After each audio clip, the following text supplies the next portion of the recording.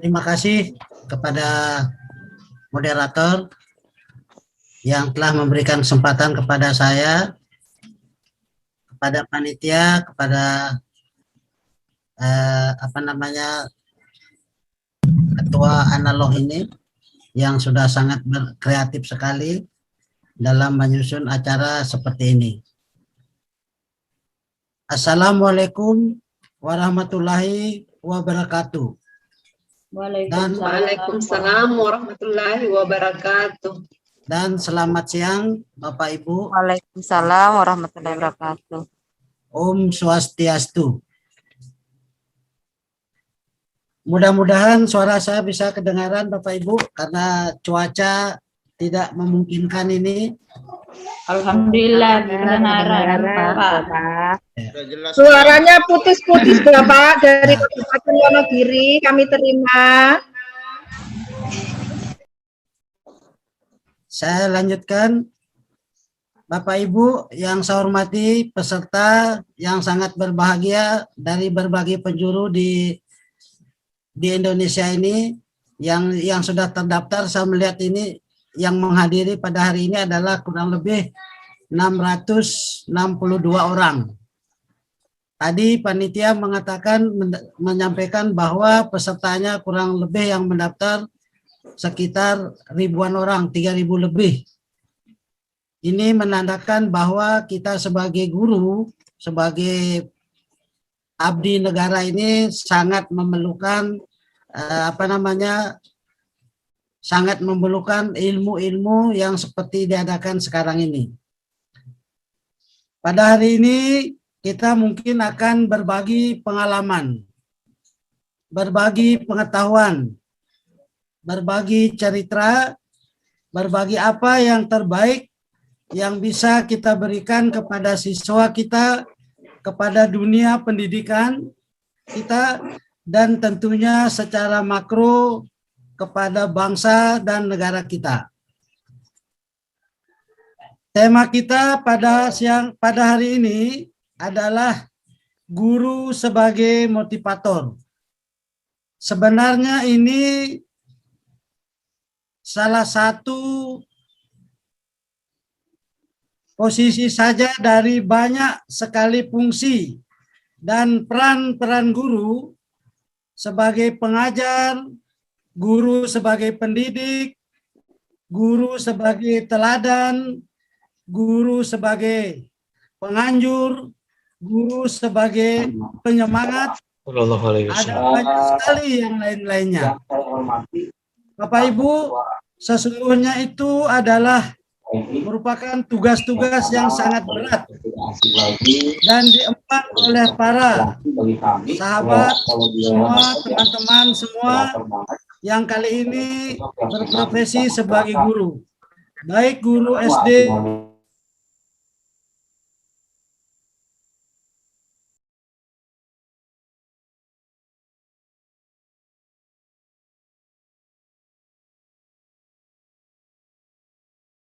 Prof, suaranya hilang, Prof. Prof, suaranya hilang, Prof. Saya ulangi ya. Mohon maaf sekali. Ternyata saya masih mute. Saya ulangi Bapak Ibu yang saya hormati, semua peserta, semua pemateri yang belum tampil pada hari ini, yang sangat bahagia, yang sangat saya banggakan. Dimanapun Bapak Ibu berada. Hari ini kita mungkin akan berbagi pengalaman, berbagi pengetahuan, berbagi cerita. Sebagai apa yang terbaik bisa kita berikan kepada siswa kita, kepada dunia pendidikan, dan tentunya secara makro kepada bangsa dan negara kita. Tema kita pada siang hari ini adalah guru sebagai motivator. Sebenarnya ini salah satu posisi saja dari banyak sekali fungsi dan peran-peran kita sebagai guru. guru sebagai pengajar, guru sebagai pendidik, guru sebagai teladan, guru sebagai penganjur, guru sebagai penyemangat. Ada banyak sekali yang lainnya Bapak Guru. Sesungguhnya itu adalah tugas-tugas yang sangat berat yang diemban oleh para sahabat-sahabat semuanya, teman-teman semua yang kali ini berprofesi sebagai guru. Nah, kali ini kita akan mengambil posisi guru sebagai dilabelkan sebagai guru motivator. Guru harus menjadi motivator. Karena kalau tidak, pembelajaran akan membosankan dan ruang belajar menjadi sunyi. Nah, ini penting sekali buat kita sebagai guru di masa kita sekolah. Kalau ditanya apa yang berkenaan, apa yang kamu ingat dari pelajaran, yang semuanya itu pelajaran kalau dihitung dari TK, SD, SMP, SMA, sampai ke perguruan tinggi. Kalau kita ditanya soal pelajaran, mungkin sedikit sekali yang bisa kita ingat. Saya yakin Bapak dan Ibu juga sama dengan saya seperti itu. Misalnya, pelajaran kelas 5 SD masih bisa kita ingat, tapi tentunya tidak semuanya. Demikian juga SMP, apalagi SMA, apalagi. Kenapa demikian? Karena kemampuan memori manusia itu di tengah kedahsyatannya ciptaannya Tuhan, ya, atas ciptaannya yang bisa sehingga kemampuan untuk mempres atau sangat minim sebenarnya. Kemampuan manusia ketika dia belajar, ketika dia membaca buku, itu maksimalnya paling bisa dikatakan diambil hanya 10%. Yang dia rekam selebihnya ia akan lebih mengingat hal-hal yang lain, aktivitas-aktivitas yang lain yang lebih kuat terpatri di dalam dirinya. Kemudian kalau ditanyakan guru siapa yang kamu ingat dari guru-guru yang pernah kamu belajar dengannya dari TK, SD, SMP, SMA, dan seterusnya. Biasanya kita akan mengingat guru-guru yang ada dua kutub ekstrim, yaitu guru yang sangat kalau di zaman kita dulu atau zaman saya dulu yang sangat keras, ya, galak, sadis, itu yang biasanya paling diingat dan banyak lagi yang lainnya. Atau guru yang paling lucu, atau bisa kedua-duanya. Ini kenapa bisa jadi yang paling memoris di mata kita, di ingatan kita. Karena mereka menjadi guru favorit karena telah menyentuh hal yang mendasar dari hati kita. Ya, ini yang paling menyentuh di hati kita sehingga sekolah ataupun yang ditanyakan kepada para murid, berapa guru favorit yang kamu kenal misalnya. Ada beberapa guru yang menurut kamu menjadi guru favorit. Biasanya siswa kita menjawab guru favorit yang dia ingat paling 1, 2, 3 saja. Mengapa dikategorikan seperti itu? Karena ini merupakan yang melekat pada dirinya sebagai motivator. Nah, dengan dasar inilah Bapak Ibu, maka kita sebagai guru harus memerankan diri sebagai motivator. Ya, kita memerankan diri sebagai motivator yang kemudian berkembang menjadi guru yang favorit oleh para muridnya. Kenapa demikian? Karena guru yang menjadi motivator yang sudah difavoritkan telah mempergunakan proses belajar sebagai sesuatu yang memuat dia menyenangkan. Karena telah mampu membuat menyenangkan sehingga siswa-siswa kita akan senang belajar.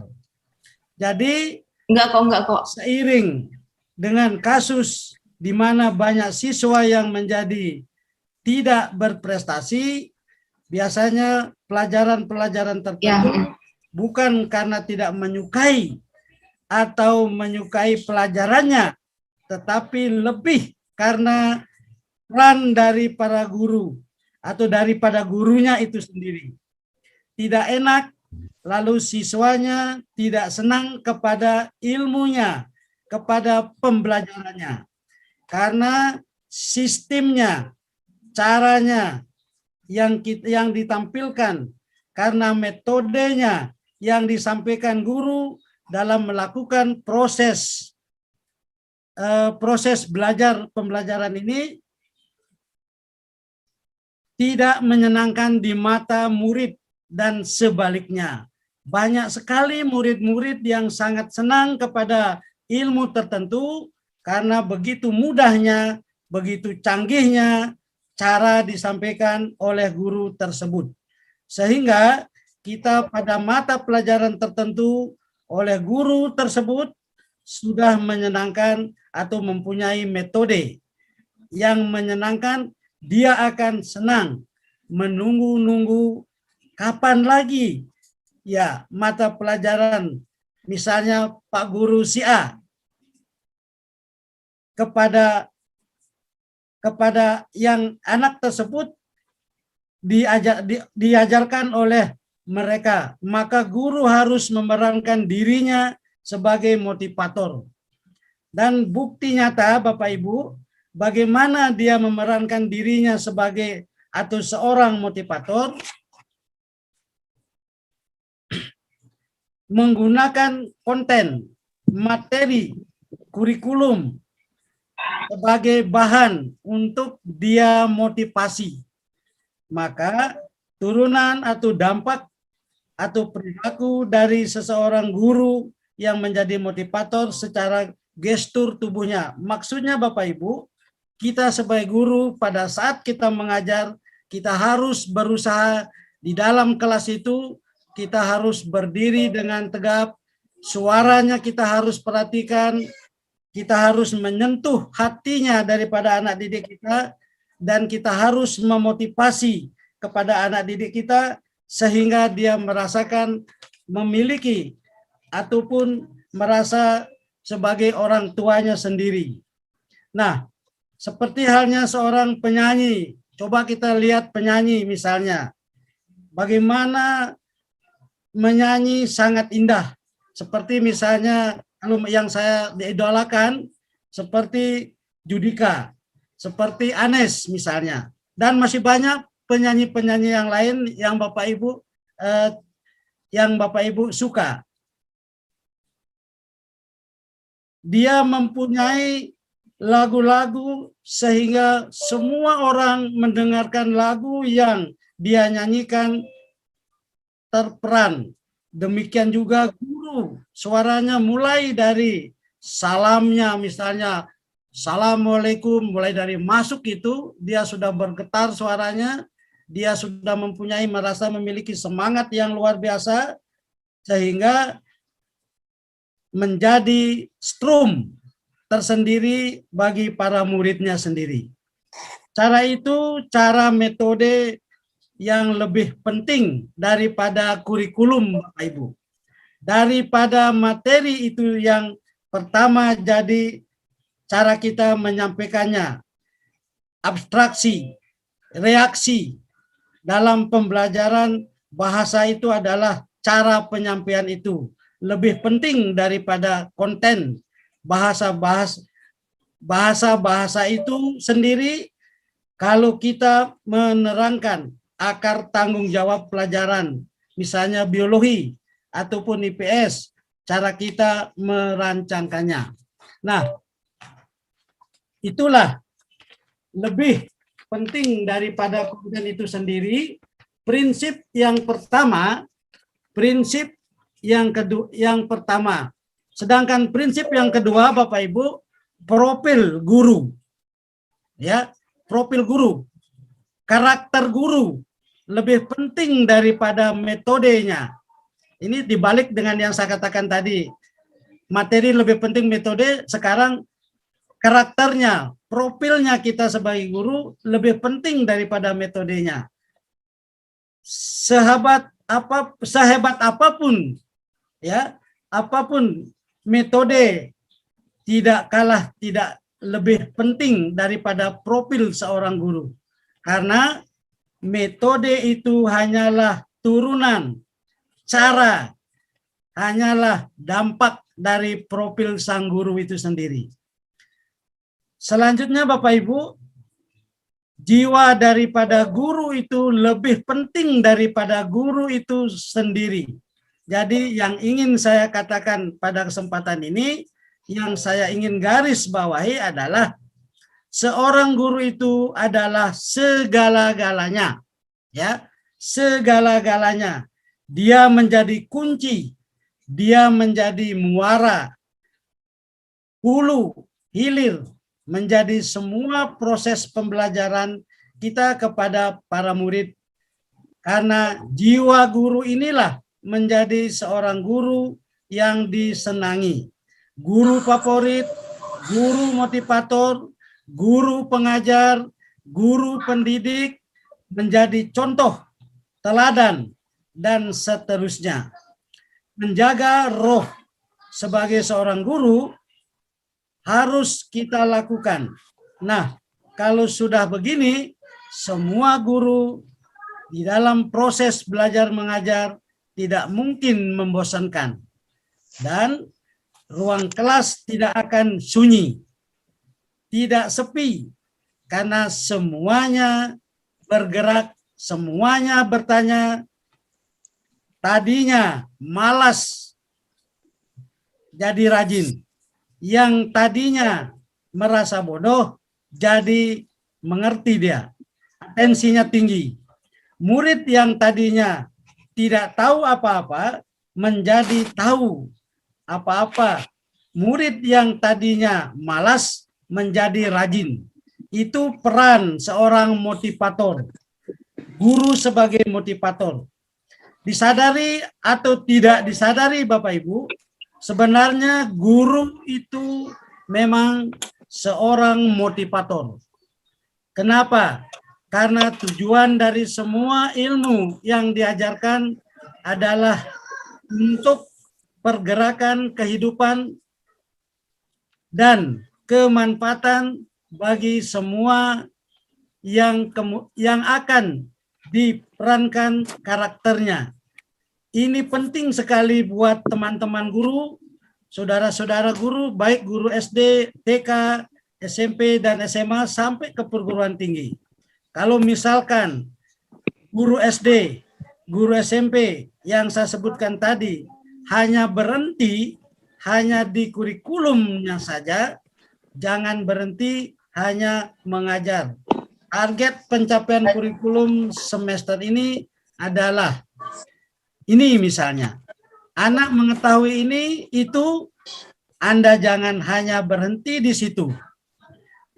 Mengapa? Karena kita harus menjangkau yang lebih panjang, lebih luas lagi, sampai ke ujung daripada kehidupan. Apa menyiapkan anak didik kita, menyiapkan siswa kita Mental ya. untuk menjadi pergerakan kehidupan antara gerakan-gerakan kehidupan diantaranya. Maksudnya di sini Bapak Ibu, ilmu-ilmu pengetahuan yang diperoleh oleh anak didik kita di sekolah agar bisa bermanfaat untuk kehidupannya sendiri, agar bisa dia peroleh, akan dia manfaatkan kelak nanti dia tamat dari SD, SMP, dia bisa memanfaatkan, menggerakkan kehidupannya sehingga bisa bermanfaat. Itu. Tidak ada keterangan seperti itu. Yang ada adalah sebaik-baiknya manusia adalah dia yang dapat bermanfaat bagi sesama.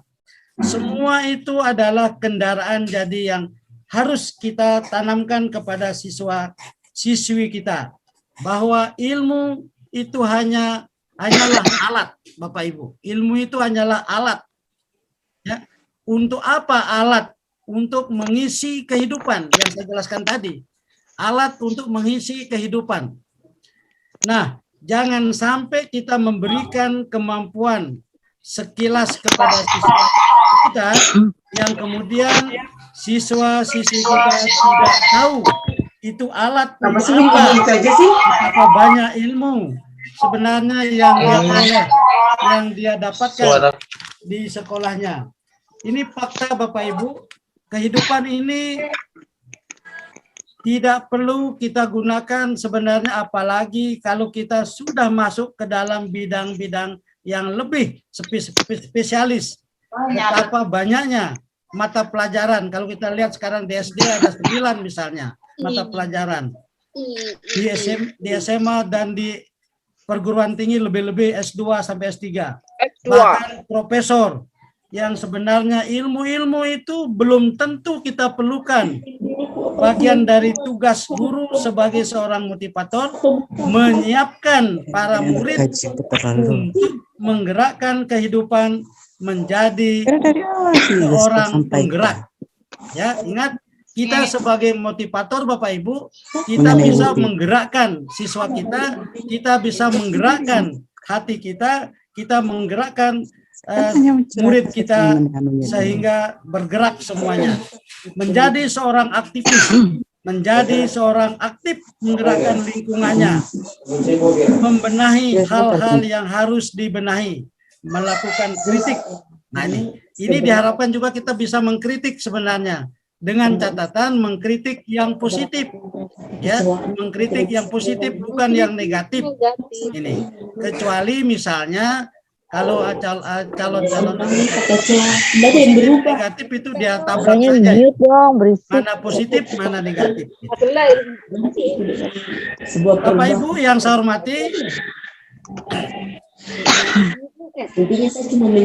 di dalam kita menggerakkan kehidupan menjadi siswa yang rajin, menjadi siswa yang smart, siswa yang penuh antusias, kreativitas, dan menjadi pribadi yang bermanfaat, kita punya pola pikir yang kita tidak akan pernah tenang melihat siswa kita.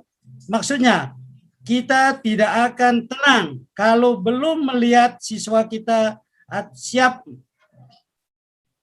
betul baik karakternya, betul-betul sopan santunnya, sikapnya, karena semua itu adalah ilmu kehidupan. Bapak Ibu, sikap daripada siswa kita, sopan santun yang dia miliki itu adalah merupakan ilmu daripada kehidupan itu sendiri.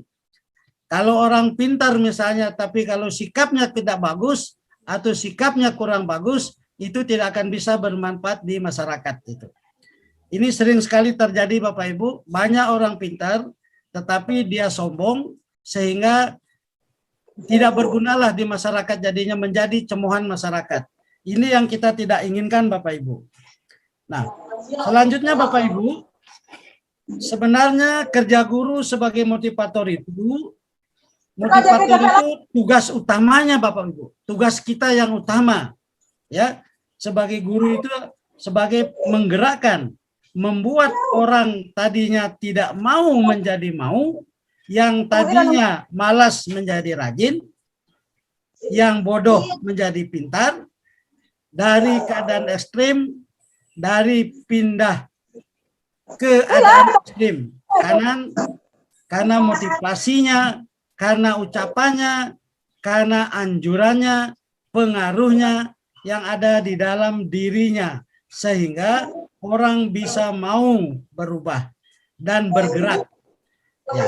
Apa saja yang harus digerakkan? Yang digerakkan Bapak Ibu adalah software-nya. Kalau diumpamakan di dalam laptop itu ada software-nya. Semua alat-alat atau perangkat yang ada pada laptop itu digerakkan, dimanfaatkan, difungsikan gitu. Sedangkan pada manusia itu semuanya, jasmani dan rohaninya itu perlu digerakkan, perlu kita bangkitkan. Nah, misalnya software yang dimaksud di sini adalah internal di dalam diri siswa itu. Apa itu secara umum? Secara psikologis ada 3 Bapak Ibu. Yang pertama, gerakan hatinya, itu yang saya sebutkan tadi. Gerakan hatinya siswa kita. Bagaimana menggerakkan hatinya siswa kita?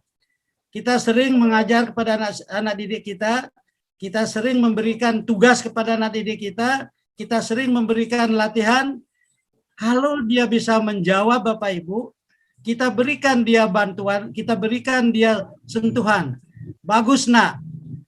Biasanya kalau saya menyentuh siswa saya, itu biasanya saya lakukan pada punggungnya. Kalau perempuan saya tidak berani menyentuh Bapak Ibu. Ya, kalau laki-laki saya usahakan menyentuh di punggungnya. Kita kepluk-kepluk dia. Nah, itu sentuhan Bapak Ibu. Itu penting sekali. Di samping itu juga pikirannya, motivasi dia. Berikan dia motivasi, bagus nak, bagus jawabanmu, pintar kamu. Jangan Bapak Ibu menganggap dia itu tidak tahu gitu loh. Pada saat kita mengajar, kita berusaha menganggap siswa kita itu adalah calon-calon menteri, calon presiden, calon DPR. Jangan kita kecilkan dia, jangan kita kerdilkan dia. Nah, itulah yang harus kita bantu kepada siswa kita. Yang kemudian membuat perilaku manusia itu bergerak. Sehingga siswa kita itu menjadi semangat dia. Sehingga siswa kita itu termotivasi, senang dia, besar hatinya itu. Itu yang kita harapkan Bapak Ibu. Dan secara teknis yang paling utama kita harus menunjukkan intensi kita kepada siswa kita. Kenapa demikian? Karena perhatian adalah sifat dasar manusia. Ya, ingat Bapak Ibu, perhatian kita terhadap siswa kita, ingat kita tidak boleh membeda-bedakan siswa kita. Siswa agama apapun dia, suku apapun dia, harus kita tetap sama semuanya. Anaknya pejabat, anaknya petani, anaknya pedagang, anaknya nelayan, kita harus tetap Bapak Ibu memperhatikan dengan baik gitu. Sama. Karena itu adalah merupakan kebutuhan dasar manusia. Kalau kita merasa diperhatikan, senangnya minta ampun Bapak Ibu. Apalagi diperhatikan oleh figur yang lebih tinggi. Nah, figur di sini maksudnya kita sebagai guru. Luar biasa dia senangnya. Saya sendiri Bapak Ibu masih mengingat sekali waktu saya sekolah di SD, di SMP, diberikan motivasi oleh guru-guru saya, diberikan perhatian yang khusus, walaupun orang tua saya petani. Dengan itu saya merasa senang dan bangga, sehingga saya senanglah kepada gurunya. Saya tidak senang pelajaran dulu, sebenarnya gurunya. Setelah kita senang gurunya, sehingga apa yang dia sampaikan kepada kita, kita lebih cepat mengerti jadinya Bapak Ibu. Nah, pengalaman, semua itu adalah merupakan pengalaman. Saya yakin dan percaya Bapak Ibu juga mempunyai pengalaman-pengalaman yang sama dengan saya. Karena kita ini adalah sama-sama sebagai guru. Kalau Bapak Ibu mengajarnya mungkin di TK, di SD, di SMP, maupun di SMA sampai ke perguruan tinggi, ya sama saja adalah berdiri di muka kelas. Bagaimana caranya menyentuh hati siswa kita, baik jasmaninya maupun rohaninya. Nah, ini barangkali Bapak Ibu yang sangat penting kita lakukan sebagai guru. Selanjutnya Bapak Ibu, dapat kami simpulkan di sini bahwa seorang guru harus bisa menjadi seorang motivator. Di mana fungsi utama motivator yaitu mampu menggerakkan hati. Ingat, hati dalam hal ini adalah hati jasmani maupun rohani. yang itu sudah ada tercermin di dalam kitab-kitab suci kita, baik itu Weda, Al-Quran, atau Injil, dan lain-lainnya. Ini. Mampu menggerakkan hati kita, pikiran, tubuh dari siswa kita agar menjadi pribadi-pribadi yang bermanfaat bagi sesama dan mampu mengisi kehidupan kita dengan nilai-nilai yang positif, ya, dengan nilai-nilai yang positif. Inilah barangkali Bapak Ibu yang bisa saya sampaikan. Masih banyak slide yang lainnya, padahal intinya adalah sama. Yang kita mau getarkan sebenarnya adalah hatinya daripada siswa itu sendiri.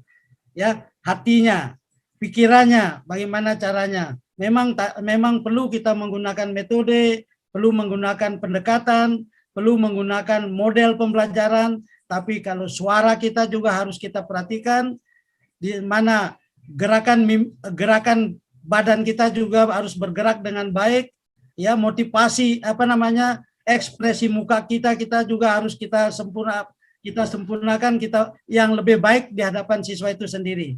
Dengan catatan Bapak Ibu, pada saat Ibu mengajar di kelas, walaupun kita sebagai manusia biasa, kita sebagai guru, termasuk saya sendiri juga sebagai guru, punya berbagai macam masalah di rumah tangga kita. Dengan catatan saya minta kepada Bapak Ibu, janganlah masalah-masalah di rumah kita bawa ke sekolah, kita bawa ke kampus misalnya, yang dosen. Karena kalau kita bawa ke sekolah, ini akan merusak daripada di dalam proses belajar mengajar kita. Nah, ini harapan saya Bapak Ibu, karena kita semuanya adalah sama-sama guru, karena semuanya adalah sebagai motivator di kelas kita masing-masing, di mana kita menghadapi anak TK, SD, SMP, SMA, marilah kita bekerja dengan senang hati, sehingga hati kita bisa bergerak, sehingga siswa kita juga bergerak, sehingga dia bisa bermanfaat untuk kehidupannya kelak nanti dia tamat. Itu barangkali Bapak Ibu, kurang lebihnya materi yang saya sampaikan, saya mohon maaf, karena tadi kurang pas mungkin slide yang disampaikan oleh panitia, sehingga tidak menyentuh, tapi secara garis besarnya itu yang bisa saya sampaikan. Sekali lagi saya mohon maaf apabila ada hal-hal yang tidak berkenan di hati Bapak dan Ibu, mohon dimaafkan. Mudah-mudahan sebentar dalam tanya jawab kita bisa diskusi lebih banyak.